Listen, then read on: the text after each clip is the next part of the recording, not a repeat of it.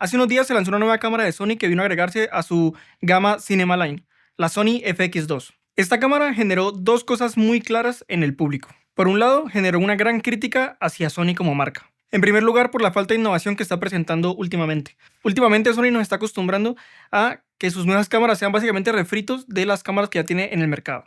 Y además, la crítica por parte de los usuarios de Sony dejó en evidencia que sienten que la mayoría de los competidores, la mayoría de marcas del mercado, pues le están básicamente pisando los talones a Sony, incluso la están superando en muchas especificaciones y por costos más bajos. Por otro lado, se notó algo muy evidente, y es que muchas personas están esperando la renovación de la Sony FX3. Incluso unos días después de haberse lanzado la Sony FX2, se empezó a rumorear de que Sony había registrado dos nuevas cámaras, y se empezó a especular de si tal vez una de estas dos cámaras podría ser la famosa y esperada Sony FX3 Mark II. Así que me pareció un momento ideal para hacer un video hablando de qué podríamos esperar de esta renovación de las nuevas cámaras de la Cinema Line, ¿cierto? De la versión Mark II, pues de la FX30, de la FX6, de la FX9, pero en especial de la FX3. No vamos a tocar mucho en este video a la FX2, ya que es una cámara muy reciente y que además siento que está como en la mitad entre la 30 y la 3. Y tampoco vamos a tocar la Sony Urano y la Sony Venice, que son cámaras de tope de gama de Sony, de la cine alta ya, y que, bueno, están muy diferenciadas por precio y filosofía de las demás cámaras de la Cinema Line. Estos días me he puesto a ver un poquito rumores o especificaciones que las personas o usuarios de Sony esperan para estas renovaciones de las cámaras Sony FX, y me pareció interesante hacer un video donde comentáramos punto por punto estas especificaciones y les diera mi opinión acerca de si creo o no que podrían incluirlas en la versión Mark II de esas cámaras. Y por supuesto vamos a hablar de qué especificaciones tendrán que tener las versiones Mark II de estas Sony y la Cinema Line para volver a Sony competitivo de nuevo en el mercado y para ponerla incluso en la cima de la videografía y de estas cámaras de entrada a la cinematografía. Pero antes de entrar a hablar de este tema, me gustaría que hiciéramos un repaso sobre las especificaciones que tienen ya las cámaras de la Cinema Line que hay en el mercado, las Mark I. Empecemos entonces con la Sony FX3, que es la cámara más vendida y más popular de esta Cinema Line, y además al estar en la mitad siento que es la cámara un poco que va marcando qué podrían tener las de arriba y las de abajo. Miren, la Sony FX3 es una cámara que tiene un sensor de 12 megapíxeles full frame y es una bestia en condiciones de poca luz. Tiene un ISO dual de 800, su primer ISO nativo, pero su segundo ISO nativo es 12800, lo cual hace una cámara súper buena para trabajar en condiciones de poca luz. Además, la Sony FX3 tiene un sensor con una velocidad de lectura súper rápida, tiene muy poquito rolling shooter, mucho menos que la gran mayoría de competidoras a su mismo nivel de precio. Esto le permite grabar 4K a 60 cuadros por segundo sin aplicar ningún recorte y llegar hasta los 120 cuadros por segundo en 4K aplicando un recorte de tan solo 1.1. Además de eso, evidentemente esta Sony FX3 pues cuenta con todas las ventajas que tienen las cámaras de la Cinema Line de Sony y que las diferencian de las demás cámaras híbridas que tiene en el mercado. Todo esto en un cuerpo con una filosofía mirrorless bastante pequeño pero muy potente. La Sony FX3 fue lanzada en el año 2021 y hoy en día, en 2025, tiene un precio de alrededor de los $3.900. Hacia arriba de la Sony FX3 tenemos a la Sony FX6 y la Sony FX9. Estas dos cámaras ya están mucho más preparadas para rodajes más demandantes y exigentes. Tienen cuerpos ya más grandes, robustos y mucho mejor ventilados que la Sony FX3. También tienen mucho más botones y accesos directos que nos van a permitir llegar a mayor cantidad de configuraciones sin acceder al menú. Tienen también más entradas de audio y salidas de video, en especial la Sony FX9 tiene muchas más, y ya trabajan con SDI, que es el estándar, digamos, en un rodaje profesional cinematográfico. Y además de eso tienen algo increíble que tiene Sony y es ese filtro ND interno variable, que es de lo mejor que hay en el mercado. La Sony FX6 llegó al mercado en el año 2020 y hoy en día tiene un costo de $6.000. Esta cámara tiene exactamente el mismo sensor que la Sony FX3 y por lo tanto nos ofrece las mismas posibilidades en cuanto a resolución y frame rates. Y además de eso también nos ofrece ese increíble trabajo en condiciones de poca luz. Esto en mi opinión lo hace una cámara súper interesante y más si tenemos en cuenta que la Sony FX6 nos permite tener un códec un poco más robusto que la FX3. La Sony FX6, al tener un cuerpo mejor ventilado y tener un mejor procesador que la Sony FX3, nos permite grabar en el códec XAVC-I, ¿cierto? Es el códec más robusto que tiene esta cámara. Este códec nos permite llegar a una tasa de bits de aproximadamente 300 megabits por segundo en 24 cuadros, mientras que la Sony FX3 graba con un códec XAVC-SI, es decir, la FX3 tiene la S que no tiene el códec de la FX6, que es un poco más robusto. La Sony FX3 nos permite llegar en 24 cuadros a una tasa de bits de 240 megabits por segundo. Todas las cámaras que tenemos hoy en día en la Cinema Line de Sony graban con códecs muy similares y todos son 10 bits 422. Sin embargo, el códec de la FX6 y la FX9 es un poco más robusto, como ya les acabé de explicar, mientras que el de la FX3 y FX30 está un poquito más comprimido. Pero en general, todas estas cámaras van a dar prácticamente la misma robustez en sus archivos. Por encima de la Sony FX6 tenemos a la Sony FX9, que apareció en el año 2019 y hoy en día tiene un costo de alrededor de los $10.000. La FX9 tiene un cuerpo ya mucho más preparado para rodajes profesionales que incluso la FX6, ¿cierto? Tiene más entradas de audio, incluso tiene XLR directamente en el cuerpo de la cámara sin utilizar el top handle como la FX6. Y además tiene más salidas de video y más funcionalidades parecidas a las que tienen las cámaras de la cine alta. La FX9 tiene un sensor ya distinto al de la FX6 y FX3. La FX9 tiene un sensor igual full frame, pero este sensor es 6K. Sin embargo, esta cámara no graba en 6K, sino que graba en 4K. Pero al hacer ese oversampling de 6K a 4K, en teoría nos da un archivo o una imagen con mayor nitidez y detalle. Y también, como tiene 6K, pues podemos trabajar con todo el sensor full frame y hacer ese oversampling de 6K a 4K, o podemos hacer un recorte en el sensor para grabar directamente en 4K.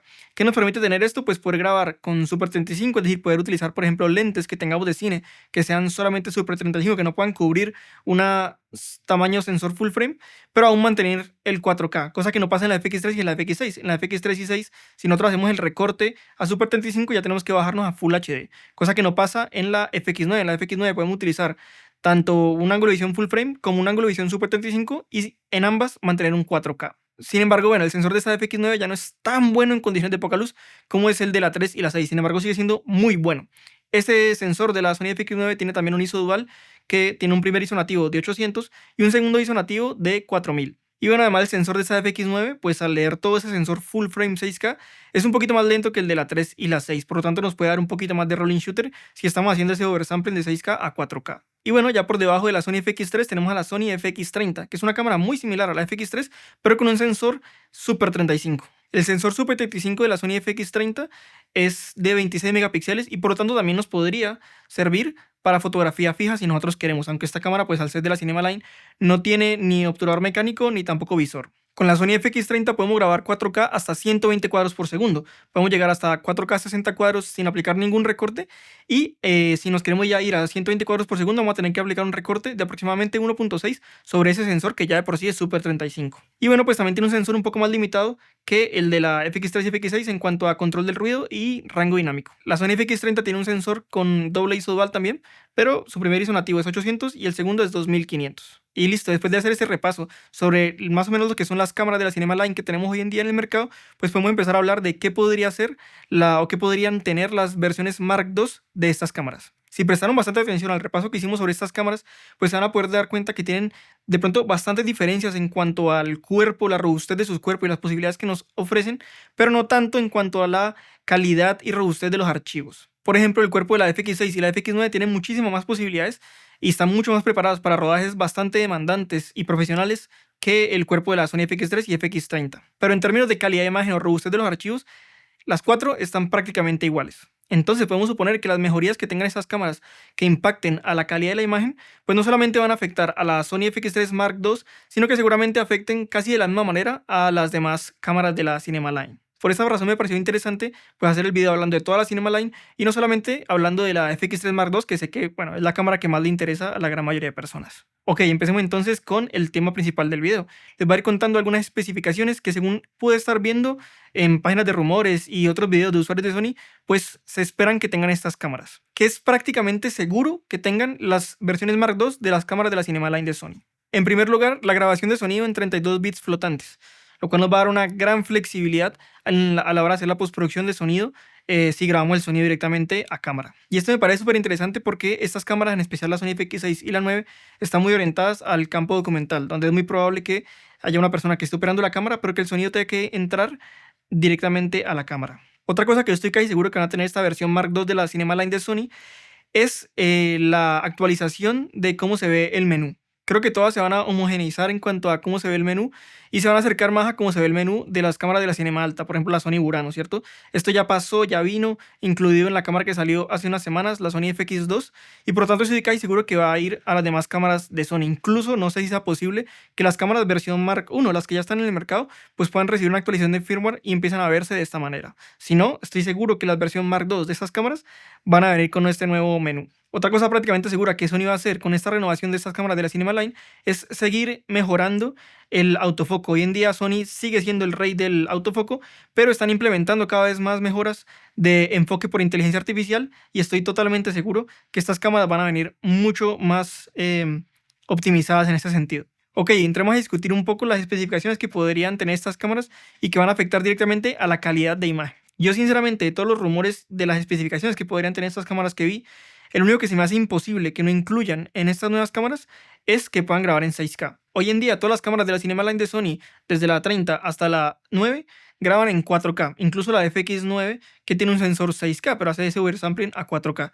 Y me parece muy complejo, viendo cómo está el mercado, que Sony no apueste por el al menos 6K en esta versión Mark II de estas cámaras. Algo que me parece súper interesante hoy en día de que estas cámaras graben en 6K es que vamos a poder aplicar en las cámaras full frame pues el recorte Super 35 y poder seguir grabando en 4K, ¿cierto? Si estas cámaras salen este año o el próximo año, pues el 4K va a ser todavía súper viable, súper utilizado, va a ser la resolución más utilizada seguramente en video y pues vamos a poder tener básicamente dos focales con cada lente. Ahora, evidentemente, el que Sony empiece a implementar el 6K en esas cámaras, pues obviamente va a implicar que Sony va a tener que hacer una renovación en sus sensores. Y analizando un poco los sensores que tienen las cámaras de hoy en día y cómo se comportan, y pensando cómo podrían ser esos nuevos sensores 6K, pues siento que Sony se va a enfrentar básicamente a dos problemas bastante grandes. El primer problema con el cual se va a encontrar Sony es que al meter mayor cantidad de píxeles en la misma zona del mismo sensor full frame, porque por ejemplo para grabar 6K necesitamos tener mínimo 24 megapíxeles y por ejemplo la FX3 y la FX6 tienen tan solo 12 megapíxeles, pues bueno, al meter más píxeles en la misma zona, el mismo tamaño, se dificulta mucho el control del ruido. Y como ya hablamos hace un momento, especialmente la Sony FX3 y la Sony FX6 tienen un trabajo increíble en condiciones de poca luz. Y yo sinceramente veo muy complejo que Sony pueda mantener ese súper buen trabajo que tienen estas dos cámaras en condiciones de poca luz en un sensor 6K con mucho más megapíxeles. Eso lo veo una gran dificultad. Seguramente, sí, esto que yo digo es verdad y estas nuevas cámaras traen un sensor 6K. No creo que la FX3 Mark II y la FX6 Mark II trabajen tan bien en situaciones de poca luz como lo hacen hoy en día. De hecho, bueno, las cámaras que tiene Sony en este momento con mayor cantidad de píxeles, ¿cierto? Por ejemplo, la FX2 que tiene 33 megapíxeles, la FX30 con 26 y la FX9 que tiene un sensor 6K que tiene mucho más megapíxeles, pues todas esas cámaras son mucho más mesuradas en el control del ruido. Y por eso tienen un segundo ISO dual mucho más bajo que ese 12800 que tienen la FX3 y la FX6. Así que en mi opinión, esta renovación de ese sensor a 6K va a exigir que Sony maneje pues otra vez un ISO dual, pero seguramente su segundo ISO dual esté alrededor de los 4000 o 6400 de ISO, lo cual sinceramente no creo que vaya a representar un problema para la gran mayoría de usuarios. Yo creo que van a preferir tener un sensor 6K y esa posibilidad también del Super 35 en 4K que tener ese ISO 12800 tan exagerado. Porque incluso en muchas situaciones con estas dos cámaras, cuando necesitas irte al segundo ISO nativo, a veces 12800 es muchísimo. A veces te podría salir más cómodo si el segundo ISO dual de estas cámaras fuera un 3200 o un 6400. Es un paso más mesurado. Muchas veces no necesitas un 12800. A veces incluso ese 12800 se vuelve bastante incómodo. Y bueno, ya en el propio catálogo de Sony vemos como hay cámaras que tienen el segundo ISO nativo de 4000, como la Burano, la FX9 o la Sony A7 IV, y tienen un excelente control en situaciones de poca luz. Yo he utilizado en varias ocasiones la Urano y la FX9 y bueno, no he usado la FX2, pero sí he utilizado la A7 IV. Y les puedo asegurar que a pesar de que no sea un ISO tan exageradamente alto como el de la FX3 y 6, que son las bestias, las reinas del trabajo en poca luz, pues siguen siendo cámaras increíblemente buenas en ISOs altos. Así que bueno, creo que para los usuarios no va a ser algo tan complicado, pero va a ser algo que Sony va a tener que enfrentar a la hora de hacer la renovación de estos sensores a un 6K. Ahora, y el segundo problema que yo noto al incluir el 6K en estas cámaras es que pasar de 4K a 6K son muchas más líneas del sensor que tiene que leer para armar cada cuadro del video, por lo cual puede afectar mucho a la velocidad de lectura que tengan estos sensores. Como les dije, las cámaras de la Cinema Line de Sony, en especial la FX3 y la 6, tienen una velocidad de lectura súper rápida para esta gama de cámaras en las cuales se encuentran. Tanto así que nos permiten llegar a los 60 cuadros por segundo sin hacer ningún recorte y a 120 solamente haciendo un recorte de 1.1. Esos sensores son súper rápidos y además de eso tienen un rolling shooter súper controlado. Así que bueno, a la hora de enfrentarse a estos nuevos sensores 6K, pues vamos a ver qué hace Sony para mantener ese excelente rolling shooter, esa excelente velocidad de lectura que ya tiene acostumbrados a los usuarios de las FX3 y FX6 para bueno, seguir manteniendo algo muy parecido con un sensor 6K que tiene que leer muchas más líneas. Incluso la Sony FX9, como les digo, ni siquiera graba en 6K, pero sí tiene un sensor 6K que tiene que leer para hacer un oversample en la 4K. pues incluso esta cámara, que es una cámara más top que la 6 y la 3 y que cuesta $10.000, pues tiene una velocidad de lectura más lenta que el rolling shooter que tiene esta FX3 y FX6.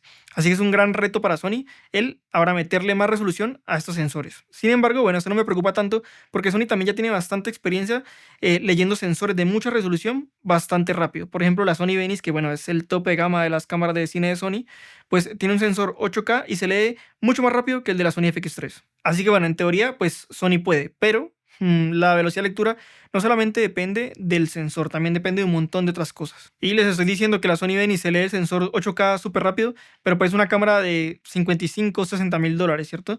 Y esta nueva Sony FX3 Mark II, por ejemplo, pues tendría que venir con un precio de alrededor de 4.000, diría yo.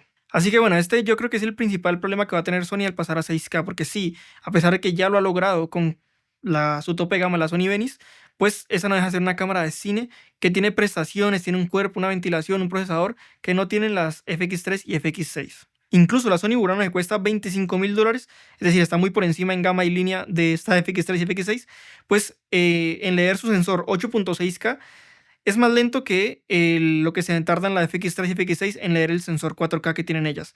Es decir, en leer todo el sensor sin hacer ningún recorte, la Urano es incluso más lenta que la FX3. Así que bueno, vamos a ver cómo soluciona Sony esta relación entre la cantidad de líneas que tienen que leer los sensores y la velocidad de lectura que nos pueden ofrecer en un cuerpo compacto y económico como podría ser la Sony FX3 Mark II.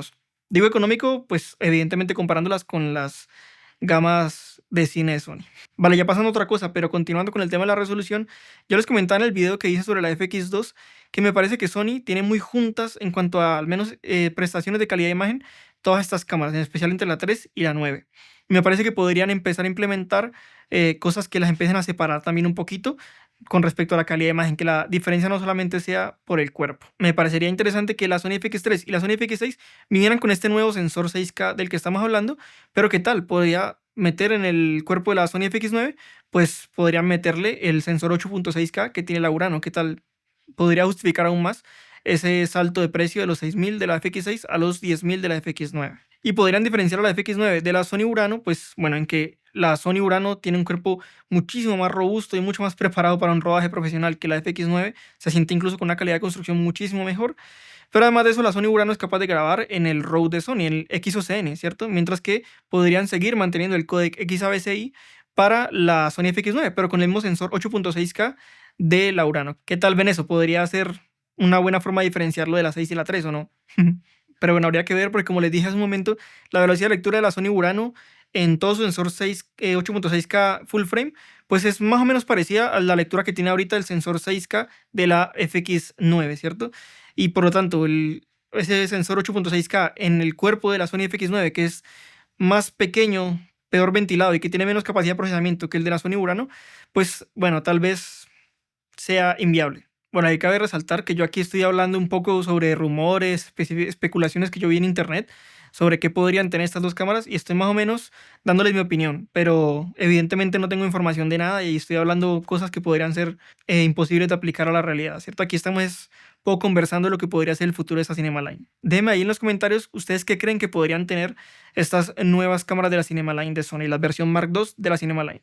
Ahora ya para acabar con el tema de la resolución, pues dejo la pregunta de ¿ustedes creen que la Sony FX30 vendrá con 6K o se mantendrá en el 4K? Yo realmente creo que si Sony decide pasar al 6K en sus demás cámaras de la Cinema Line, también lo va a incluir en la Sony FX30.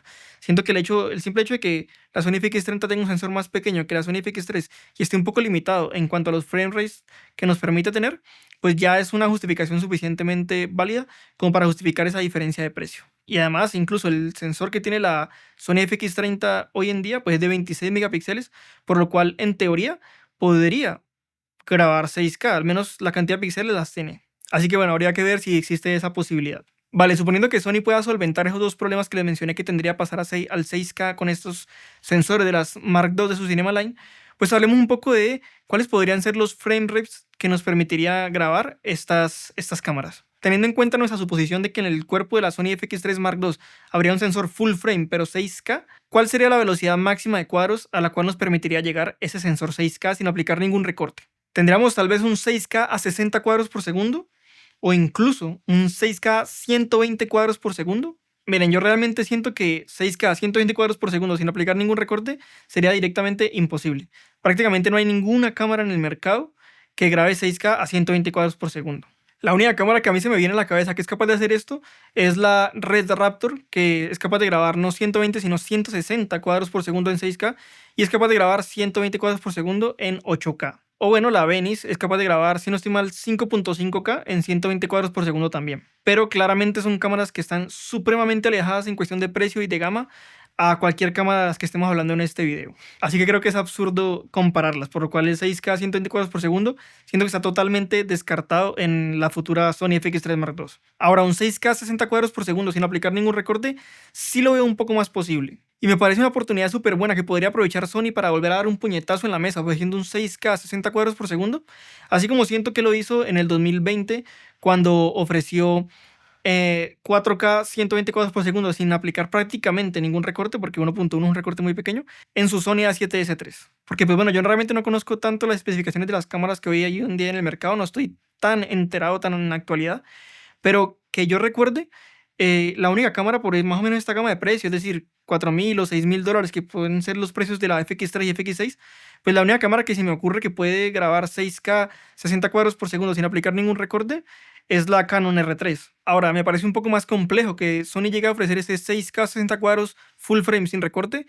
Si ya empezamos a comparar lo que serían estas cámaras Mark II de la Cinema Line, de entrada, si las comparamos con las cámaras de cine alta, la Urano y la Venice. Porque bueno, pues la Venice sí nos deja grabar 60 cuadros ya no en 6K, sino en 8K incluso, pero pues que es una cámara absurdamente más costosa que la FX3. Y la Urano, que es una cámara que cuesta 25.000 dólares, es decir, mucho más que la FX3, pues sí nos permite grabar 6K a 60 cuadros por segundo, pero aplicando un recorte en el sensor. No nos permite grabar 60 cuadros por segundo sin recorte. No es muy grande el recorte que aplica la Urano a 6K para poder llegar a 60 cuadros por segundo, pero a fin de cuentas pues es un recorte, por lo cual me costaría mucho pensar que la Sony FX3 o FX6 podrían llegar a 60 cuadros por segundo en 6K sin aplicar recorte. Pero por algún motivo, no sé por qué, porque creo que la evidencia está ahí de que el 6K a 60 cuadros va a ser muy complicado. No sé por qué sí creo que Sony podría apostar por un 6K 60 cuadros en la versión Mark II de la FX3. Sin embargo, me da la sensación de que si Sony quiere que los usuarios la sigan considerando como un fabricante innovador y puntero, al menos en este tipo de cámaras de video de entrada a la cinematografía, sí o sí tiene que apostar porque la Sony FX3 Mark II traiga ese 60 cuadros en 6K sin recorte. Ahora, lo que sí es súper importante y que Sony tiene que tener muy en cuenta es que los usuarios de la Sony FX3 de hoy en día están acostumbrados a poder grabar 4K 120 cuadros por segundo sin aplicar prácticamente ningún recorte, es decir, manteniendo casi que el mismo ángulo de visión de un sensor full frame. Y si ven, como les dije, yo veo imposible el hecho de que Sony pueda grabar 6K en 120 cuadros por segundo, sí me pareciera interesante que lograran incluir alguna especie de 4K en 120 cuadros por segundo, pero haciendo un oversampling del 6K completo del sensor. Porque claramente si con ese nuevo sensor 6K nos ofrecen 120 cuadros por segundo en 4K, pero con recorte APS-C, pues representaría básicamente un retroceso comparado con lo que pueden hacer hoy en día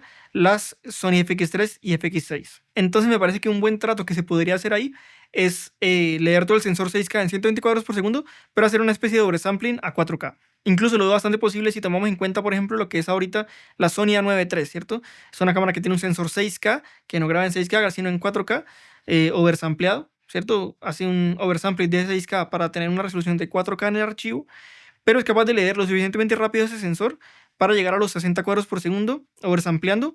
Y de hecho no estoy seguro si puede llegar a los 120 cuadros por segundo igual haciendo oversampling o si hace algún tipo de line skipping o pixel binning, pero es capaz de llegar a 120 cuadros por segundo en 4K sin hacer ningún recorte sobre el sensor. Y me parece que si Sony logra incluir esa mayor capacidad de procesamiento en su FX3 Mark II que permita grabar 60 cuadros en 6K, seguramente también le permita grabar 4K 120 cuadros por segundo oversampleando ese 6K. Evidentemente lo ideal es que lo haga oversampleando, no que aplique ningún pixel binning ni o un line skipping, porque realmente sería un retroceso de calidad igual con respecto a lo que tenemos en la FX3 de hoy en día. Si definitivamente es imposible hacer este oversampling del sensor 6K para llegar a 120 cuadros por segundo en 4K sin recorte, yo creo que podrían hacer lo mismo que ya hacen en la FX3 de hoy en día. Tener el sensor 6K que pueda grabar 6K 60 cuadros sin recorte y aplicar un recorte de 1.1 o 1.2 a lo que les permita leer una zona más pequeña del sensor, igual hacer un oversampling a 4K pero en 120 cuadros por segundo. Ahora, otra cosa que podría ser interesante para algunos usuarios sería el poder llegar a los 180 cuadros por segundo. Hacerlo en Full HD pues no sería una gran novedad, sino que sería muy interesante si pueden llegar de pronto a 180 cuadros por segundo en 4K. Evidentemente, si logran llegar a hacer esto, pues no sería sin recorte, sino que ahí sí sería un 4K a 180 cuadros por segundo, pero aplicando un recorte a Super 35. Yo sinceramente lo veo difícil, porque miren, hoy en día, por esta misma gama de precio que tiene la FX3, como les digo, ya tiene una velocidad de lectura súper rápida de ese 4K, ¿cierto? Y si ahorita tienen que hacer ese recorte Super 35, pero igual leyendo 4K, leyendo la misma cantidad de líneas, pues tendrán que mejorar incluso la velocidad de lectura que tienen hoy en día. Hoy en día, el sensor Full Frame 4K de la Sony FX3 es capaz de leerse en aproximadamente 8.7 milisegundos. Y para poder grabar en 180 cuadros por segundo, necesitarían al menos hacer que ese 4K recortando a Super 35 llegara a leerse en tan solo 5 milisegundos. Y para ponerlo en contexto, esto sería algo absurdamente rápido, lo que veo muy complejo que Sony pudiera implementar, incluso haciendo un recorte a Super 35. Porque, por ejemplo, la Arri Alexa 35, una cámara, no sé, la cámara más top que hay hoy en día en el cine, diría yo, lee su sensor a aproximadamente eso, unos alrededor de 5 milisegundos. Por lo cual creo que ese 4K 180 cuadros por segundo, incluso haciendo un recorte a Super 35, pues es también básicamente imposible en una FX3 Mark II. Sin embargo, bueno, aquí es donde yo siento que Sony se puso la soga al cuello al haberle dado a la Sony FX3 una velocidad de lectura tan rápida, de tan solo 8.7 milisegundos.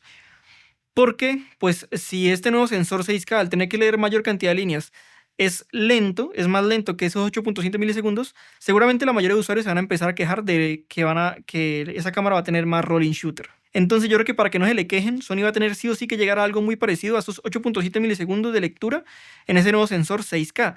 Y por lo tanto, si ese sensor 6K es capaz de leerse en algo parecido a los 8.7 milisegundos en 6K sin hacer ningún recorte, pues quién sabe, pronto llega a algo parecido a los 5 milisegundos aplicando un recorte a Super 35. Así que bueno, aplicando esta lógica que estamos teniendo, pues de pronto podría llegar a 4K 180 cuadros por segundo sin aplicar recorte, pero yo sinceramente, comparándolo con las cámaras que están hoy en día en el mercado, lo veo muy complicado. Realmente creo que si Sony logra hacer algo así, pues estaría dando un puñetazo súper fuerte sobre la mesa.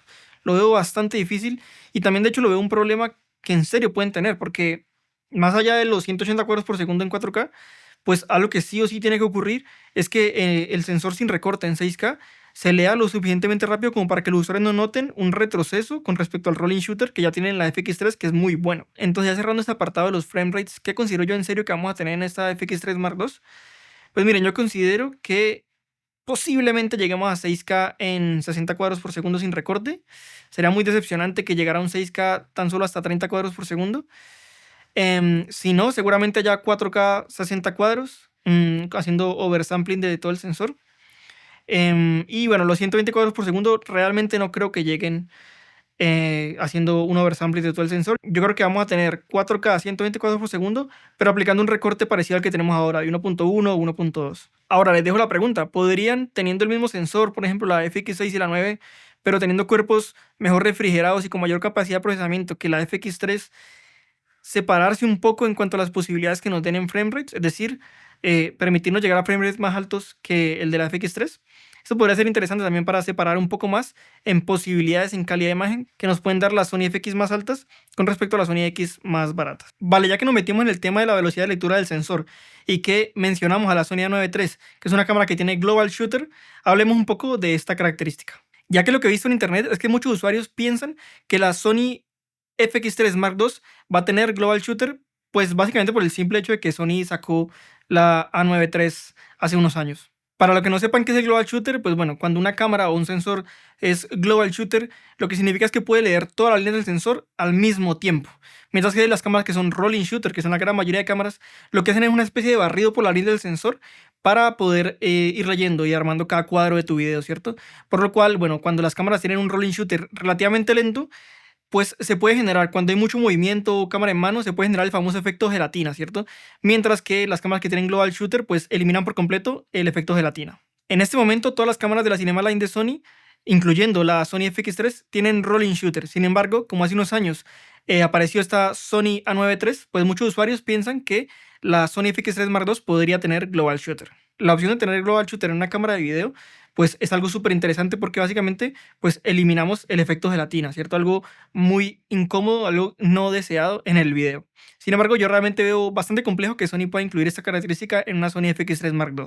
Yo no siento que el hecho de que Sony haya incluido ese sensor Global Shooter en la A9 III signifique que lo va a empezar a meter en sus demás cámaras del mercado. Básicamente porque, bueno, primero que todo, esa A9 III cuesta $6.000, es decir, 2.000 más que lo que debería costar la FX3 Mark II, ¿cierto? Pero además de eso, pues fabricar sensores Global Shooter es mucho más complejo que fabricar sensores Rolling Shooter por la física que hay en la forma en la que tienen que ir construidos estos sensores, hace que sean menos optimizados y que sean más difíciles de conseguir calidad de imagen muy buenas. Es decir, los sensores Global Shooter, por ejemplo, como el que tiene la 9.3, pues tienen peor trabajo en condiciones de poca luz, es decir, generan más ruido en esos altos y además de eso tienen menos rango dinámico. Y realmente yo veo muy complejo que Sony pueda implementar un sensor en una FX3 Mark II que sea 6K, pero además grabe en 6K porque la 9.3 sí tiene un sensor 6K, pero graba en 4K oversampleado, ¿cierto? Entonces, que esta nueva FX3 Mark II tenga un sensor que sea 6K, que pueda procesar la información para grabar en 6K y que además sean global shooter sin perder la muy buena sensibilidad a poca luz que ya tenemos con la FX3 del mercado y sin además reducir pasos de rango dinámico, pues yo sinceramente lo veo prácticamente imposible. Y además, como les dije, pues sí, a pesar de que el sensor de la FX3 y FX6 es rolling shooter, es decir, se lee mediante un barrido de las líneas, pues es un rolling shooter muy bien controlado, tenemos muy poco efecto gelatina. Así que yo veo muy complejo que Sony se ponga a complicarse la vida optando por tener un sensor global shooter en la FX3 Mark II y no por simplemente buscar que ese nuevo sensor 6K llegue a una velocidad igual o parecida al menos a la velocidad de lectura que ya tiene el sensor rolling shooter de la FX3 que está en el mercado. Pero bueno, quién sabe, tal vez la nueva FX3 Mark II cuando aparezca llegue con global shooter, la verdad no lo sé. Ahora, algo importante destacar es que una cámara tenga un sensor global shooter no quiere decir que tenga una velocidad de lectura súper rápida. Es decir, con el global shooter sí se elimina el efecto gelatina que nos pueden generar los sensores rolling shooter. Sí se elimina ese problema. Pero no quiere decir que necesariamente con un sensor global shooter podemos llegar a frame rates muy altos. Sin embargo, bueno, existen cámaras como la Red Komodo X que está más o menos parecida en precio a la FX3, ¿cierto? La Red Komodo X cuesta más o menos 6.000, si es más, pero bueno, más o menos estamos en esta gama de precios, se pueden comparar todavía. Y bueno, esta cámara aún manteniendo una muy buena calidad y un codec, un formato muy robusto, incluso pues es capaz de grabar en RAW, pues mantiene una velocidad de lectura del sensor bastante rápida porque tiene un global shooter que es capaz de grabar 6K en hasta 80 cuadros por segundo. Así que bueno, en conclusión, yo siento que con respecto al global shooter, pues me pareciera muy raro que Sony se complicara con que el nuevo sensor de la FX3 Mark II fuera global shooter, pero pues bueno, quién sabe, tal vez lo veamos en la FX3 Mark II, no lo sé, no lo creo, pero quién sabe. Ahora, nosotros necesitamos el global shooter. Pues miren, yo creo que todo depende de qué tanto se puede acercar Sony a la velocidad de lectura que ya tiene en el sensor full frame 4K que tiene la FX3 con ese nuevo sensor full frame 6K, ¿cierto? Si se acerca bastante a la velocidad de lectura que tiene el sensor rolling shooter de hoy en día de la FX3, que es muy rápido, yo creo que realmente no necesitamos el global shooter. En ese tipo de cámaras, un rolling shooter como el que tiene la FX3 ya está bastante bien. Sin embargo, si Sony no logra llegar a esta velocidad tan rápida de lectura del sensor parecida a la que tiene la FX3, sí siento que entonces el global shooter pues tendría lógica, porque evidentemente pues ese nuevo sensor 6K full frame de la Sony FX3 Mark II, pues sí, súper bien al ser 6K, pero si tiene una velocidad de lectura mucho más lenta que el de la Sony FX3 actual, muchos usuarios se van a quejar y vamos a empezar a tener artefactos como el efecto gelatina en nuestras imágenes, por lo cual, bueno, optar ahí por un 6K Global Shooter estaría bien, aunque como les digo, veo muy difícil que Sony no tenga que sacrificar calidad de imagen en cuanto a rango dinámico y control de el ruido en ISOs altos. Ahora, creo yo que realmente van a incluir el Global Shooter en una Sony FX3 Mark II. Sinceramente, yo no creo que Sony se vaya a complicar con intentar poner un sensor Global Shooter 6K en una Sony FX3 Mark II. Pienso que, bueno, puede ser que pase, pero la verdad no lo creo. Ni siquiera lo veo como la mejor decisión que podría tomar Sony. Si nosotros vemos las cámaras de cine, realmente prácticamente todas han optado por el rolling shooter. Y es por este tema que les comento que por la forma en la que se fabrican los sensores global shooter, es más fácil tener una calidad de imagen bastante buena, es decir, bastante información, muy buen rango dinámico y control de ISOs altos al tener rolling shooter que al tener global shooter. Por lo cual, pues bueno, las cámaras de cine han optado por preferir el tener un muy buen rango dinámico, ¿cierto? Eso es lo más importante, diría yo, para influenciar en la calidad de imagen, y más bien han optado por ir optimizando lo más posible el rolling shooter para que sea súper rápido y casi sea imperceptible. Pero aún ahora, cámaras como la Alexa 35, la Red Raptor o la Red Monstro o incluso la Sony Venice, que es el tope de gama de Sony, siguen optando por tener sensores rolling shooter, solamente que son sensores rolling shooter muy rápidos, mucho más rápidos que, por ejemplo, incluso el de la FX3, que ya de por sí es rápido. Creo que eventualmente en el futuro es posible que la tecnología evolucione al punto de que tengamos sensores global shooter que puedan igualar a los rolling shooters de hoy en día en cuanto a rango dinámico y control de ISOs altos, pero bueno, todavía no estamos en ese momento y por lo tanto siento que la mejor decisión todavía hoy en día es seguir intentando que la FX3 Mark II tenga un sensor rolling shooter y más bien enfocar toda la energía en que ese rolling shooter sea igual o muy parecido al que ya tiene la FX3 con ese sensor 4K. Las cámaras que han salido hoy en día con Global Shooter están hechas para cosas muy específicas. Por ejemplo, la Red Komodo pues fue pensada para ponerla como cámara B en escenas donde tuvieran que gripear una cámara, una moto, en un carro, ese tipo de cosas de muy alta velocidad, por lo cual, bueno, el Global Shooter es la mejor decisión en estos momentos, primando incluso un poco la calidad de imagen, porque evidentemente la Komodo está por debajo en temas de rango dinámico y calidad de imagen con respecto a las demás cámaras de red que son rolling shooter. Y la Sony A93 pues, fue pensada para fotografía deportiva, donde va a tener que hacer paneos súper rápidos y esta cámara además viene sin obturador mecánico, por lo cual esa velocidad de lectura rápida del sensor es fundamental. Por eso el Global Shooter viene súper bien en una cámara como la Sony A9 III. Vale, otra característica que he visto que están pidiendo mucho los usuarios de Sony y que antes se solía ver solamente en cámaras de cine, pero ahora se está empezando a ver en estas cámaras de video de entrada, ¿cierto? Como cámaras de Blackmagic o Panasonic, es el Open Gate. Es decir, la posibilidad de poder grabar con todo el espacio del sensor, sin aplicar ningún recorte a la imagen. Ustedes me podrían decir que su FX3 no aplica ningún recorte al grabar 4K hasta 60 cuadros por segundo, pero realmente esto no es totalmente cierto. La FX3 tiene un sensor muy parecido a un sensor full frame estándar de 36 por 24 milímetros que tiene una proporción de 3:2, ¿cierto? Muy parecida a la fotografía fija. Pero esa cámara no graba en 3:2, graba en 16:9 de relación de aspecto, lo cual sí quiere decir que se desperdicia un poquito de imagen arriba y abajo. Mientras que si estas cámaras tuvieran la función de Open Gate, pues podrían grabar incluso con esas franjitas que se están perdiendo en todo su sensor 3:2. Eso tiene ventajas, por ejemplo, para usuarios que tengan que sacar fragmentos tanto en horizontal como en vertical de un video que estén grabando y por lo tanto esa zona vertical que se está dejando grabar en el 16:9 les viene bastante bien para hacer reencuadres a vertical, ¿cierto? Entonces el Open Gate es muy útil para ese tipo de cosas. Y también es muy útil para cuando vayamos a trabajar con lentes anamórficas. Ahora, ustedes podrían decir, ¿cuál podría ser la complicación a la hora de incluir Open Gate en una cámara como estas? Pues bueno, que básicamente al incluir ese poquito de información que se está perdiendo en este momento, pues básicamente el sensor o la cámara tendrá que leer más líneas para armar cada cuadro de video, ¿cierto? Lo cual, bueno, al tener más líneas que leer, pues podría aumentar el tiempo que el sensor se tarde en hacer un barrido completo. Es decir, básicamente esto se traduce en que podría generar más rolling shooter. Y aquí es donde yo vuelvo y digo que yo creo que Sony se puso la soga al cuello al meterle una velocidad de lectura tan rápida al sensor de la FX3 y FX6, ¿cierto? Evidentemente es algo muy bueno, pero se puso la soga al cuello porque se le dificulta mucho replicarlo, pues por ejemplo, al meter el 6K se le dificulta.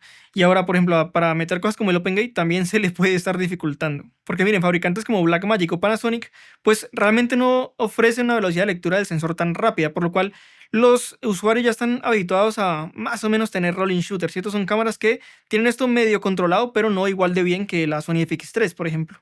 Así que realmente la función del OpenGate pues les trae ventajas a ellos y ese poquito de aumento en el rolling shooter puede que no sea tan perjudicial para ellos.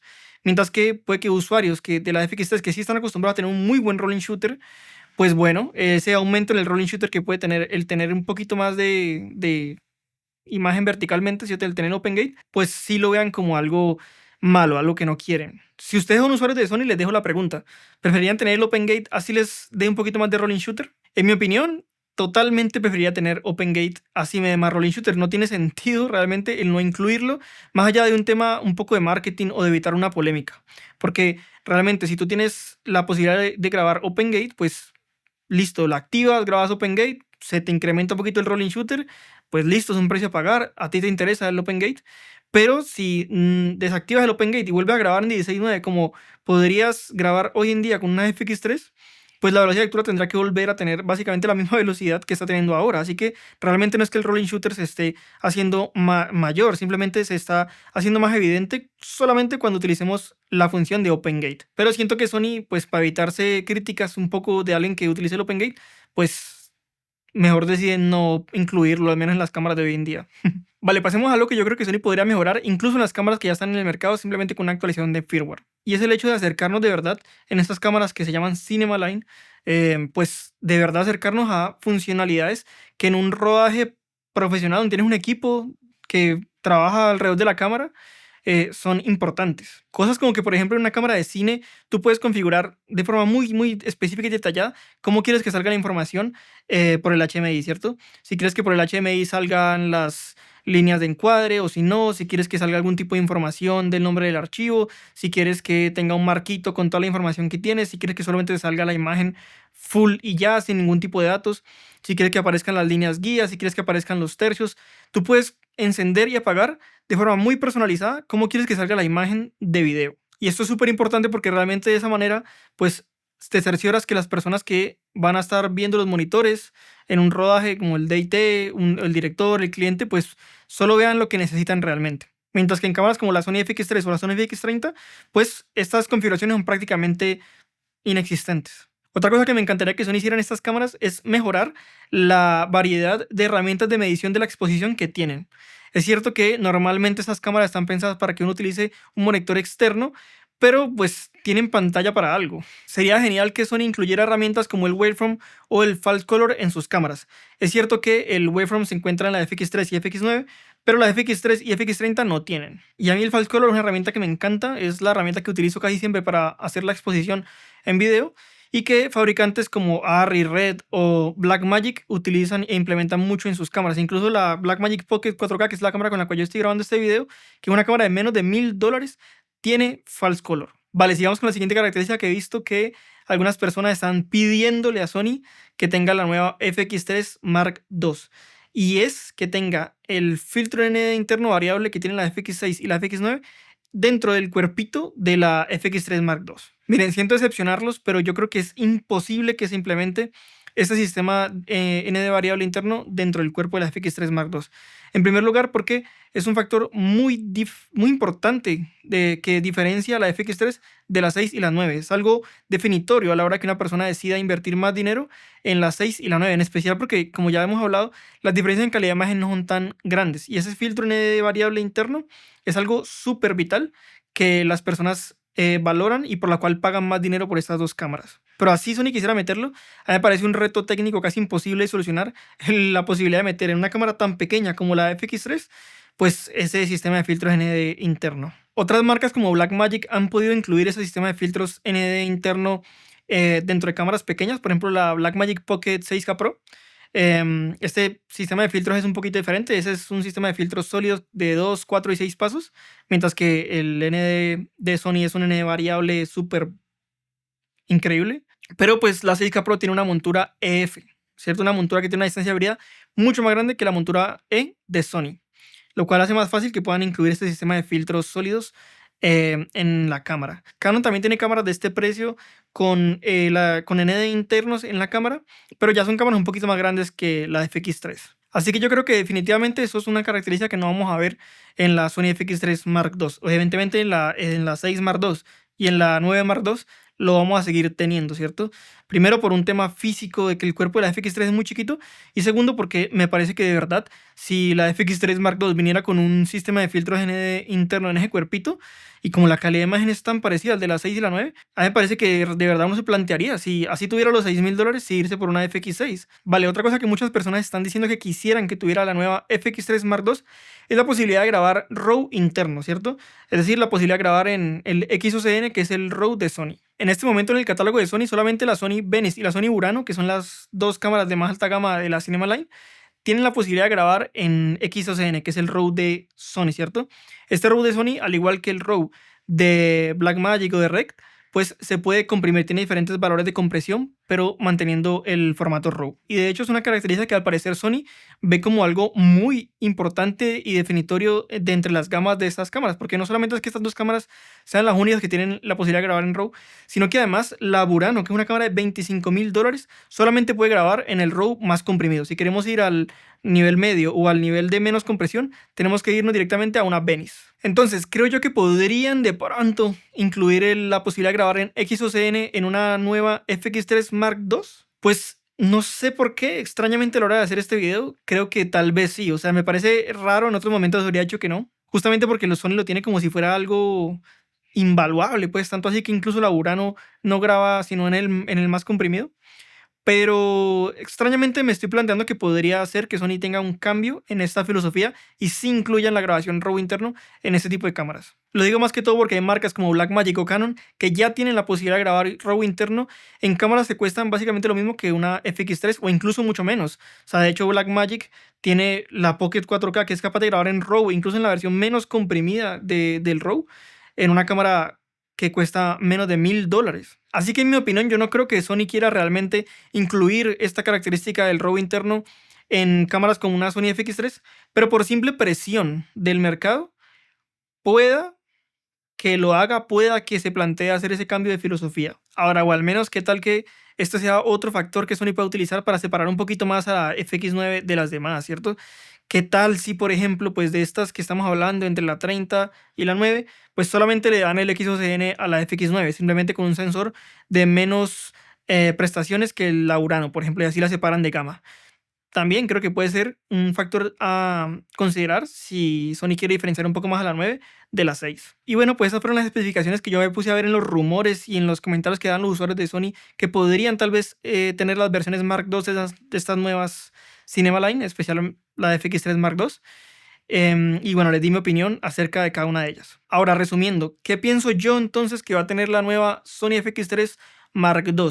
Y repito, estas son simples especulaciones porque al momento de grabar este video no hay ninguna filtración real ni nada que nos diga realmente que va a tener la FX3 Mark II. Pues bueno, yo creo que esa nueva FX3 Mark II cuando salga va a tener un sensor full frame 6K y va a tener una pequeña reducción en su segundo ISO nativo. Es decir, vamos a tener un ISO nativo de 800 y un segundo ISO nativo de alrededor de 4000 o 6400. Es decir, en mi opinión, esa nueva FX3 Mark II va a trabajar un poquito peor en condiciones de poca luz que la FX3 que ya tenemos, pero va a seguir siendo una bestia, va a seguir siendo muy buena, pero no tanto como la FX3 de ahora. Creo que va a tener más o menos la misma cantidad de pasos de rango dinámico que la FX3 que tenemos ahora, y la verdad creo que me atrevo a hacer la apuesta de que sí va a tener la posibilidad de grabar 6K 60 cuadros sin ningún recorte. Y creo que también es muy probable que nos dejen utilizar 4K, tanto haciendo oversampling de todo el sensor 6K o haciendo un crop a Super 35. Sin embargo, yo no creo que lleguemos a ese 4K 120 cuadros por segundo haciendo un oversample de todo el sensor.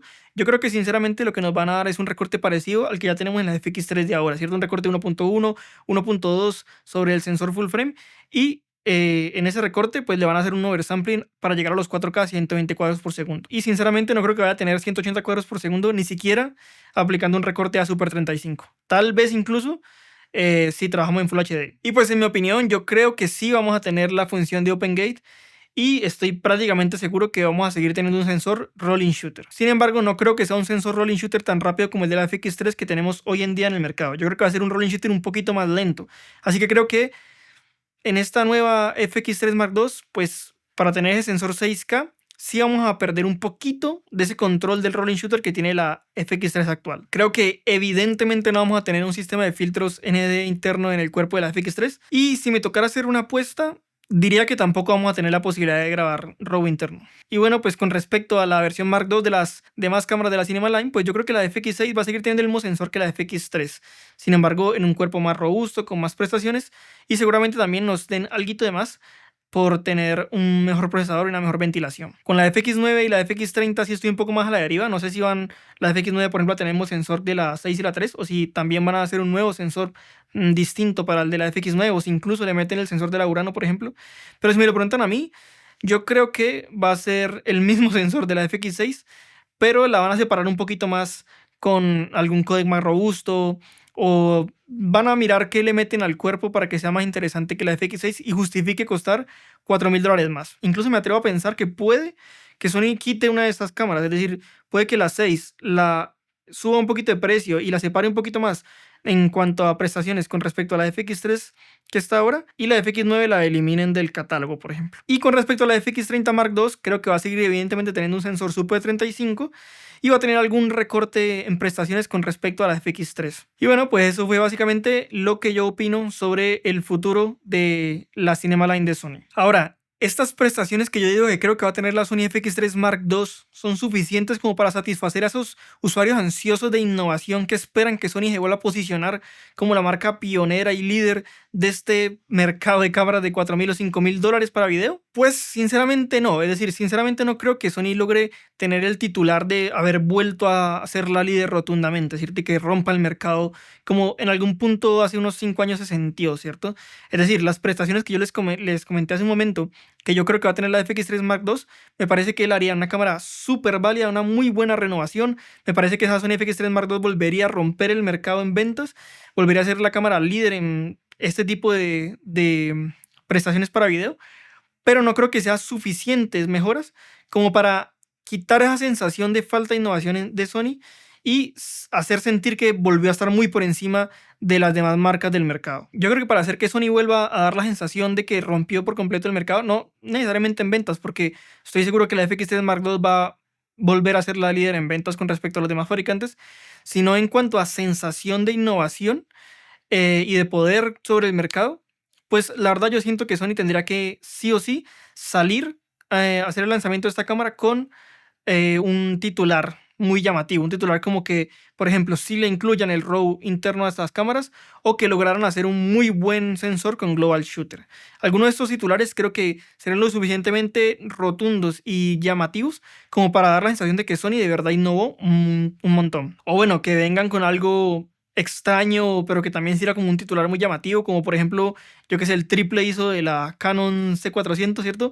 Algo así que permita de verdad hacer como un marketing muy interesante y que convenza a las demás personas de que Sony la rompió. Pero como les digo, yo no creo que eso vaya a pasar. Y bueno, evidentemente creo que también estas mejoras que le implementen a la FX3 Mark II y la forma en la que la hagan el marketing para hacerle el lanzamiento, pues sí tiene que ser muy inteligente a la hora de no pisarse con las cámaras que están por encima. Tienen que ser muy inteligentes para tirar un titular súper llamativo e innovador, pero renovar rápidamente también las cámaras que están por encima y leer entre líneas, tener mucho cuidado con esas sutilezas que pueden hacer que una cámara pise a la otra. O también lo que podrían hacer es empezar a hacer esta renovación de cámaras, pero de arriba hacia abajo. Sacar primero una FX9 Mark II, después la 6 Mark II, después la 3 Mark II y después la 30 Mark II, ¿cierto?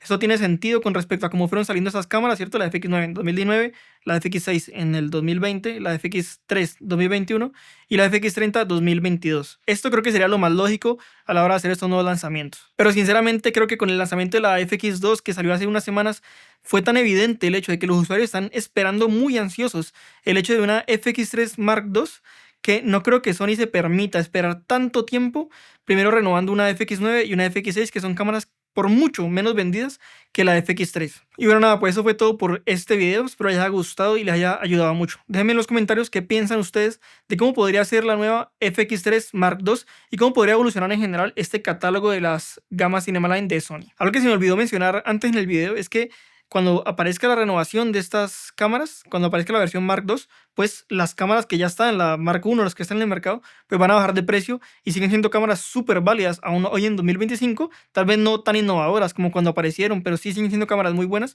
y pues van a bajar de precio, por lo cual va a ser una opción también súper interesante para usuarios que quieran estas cámaras de Sony, pero no tengan el presupuesto para pagar el precio full, el que está hoy en día en el mercado. Y bueno, nada, espero les haya gustado mucho este video. Si fue así, por favor, regálame un like, suscríbete, comparte el video. Y bueno, si tienes la posibilidad de hacerlo, pues abajo en la descripción te dejo el link de mi Patreon. También te puedes hacer miembro del canal aquí en YouTube.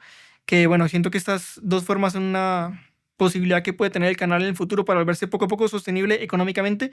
Algo que me ayudaría muchísimo a subir más videos y también hacerlos mejor. Entonces, bueno, nada, espero te haya gustado y nos vemos en el próximo. Chao.